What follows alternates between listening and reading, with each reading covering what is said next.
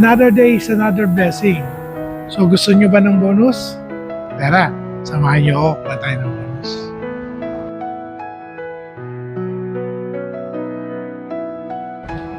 Lahat naman tayo gusto ng bonus. Sino ba naman ang ayaw niya?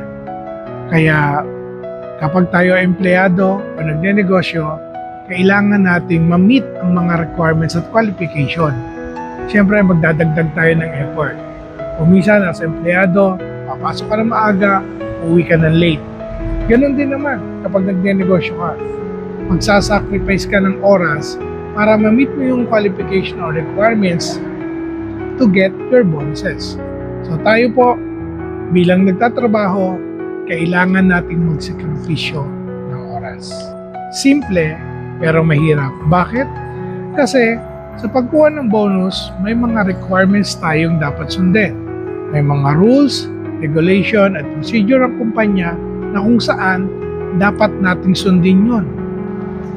Sa buhay naman natin, ano yung real bonus? Real bonus is yung blessing and grace na nakukuha natin from our God. So, turo ko po sa inyo paano din nakukuha yan. Marami tayong isasakripisyong oras, panahon, siyempre, para makuha natin na ibibigay sa atin ng Panginoon. So, kailangan nating sumunod sa mga kautusan niya, sa mga kagustuhan niya, para ibigay yung blessing na gusto natin sa buhay. Unang-una, serve our God with all our heart. Sabi nga sa Colossians 23, whatever you do, serve our God with all our heart. Second, obey His commandments.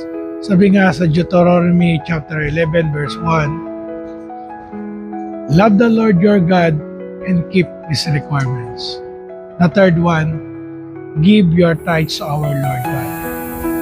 And according to our scriptures on Malachi 3:10, bring your tithe to the storehouse, that there may be food in the house. Kaya kung gusto niyo ng bonus, matuto po tayo magbigay sa Panginoon para tayo ay bigyan. That is a basic instruction before leaving